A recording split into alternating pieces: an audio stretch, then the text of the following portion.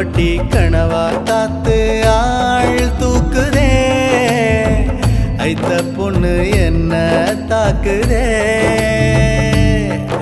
அடி முக்கா பொம்பளையே என்ன முழுசா நம்பலையே ஏம்மா அன்பு செல்வி, உங்க ஊர்ல வயசு பிள்ளைகளுக்கு முடியாம வராதா?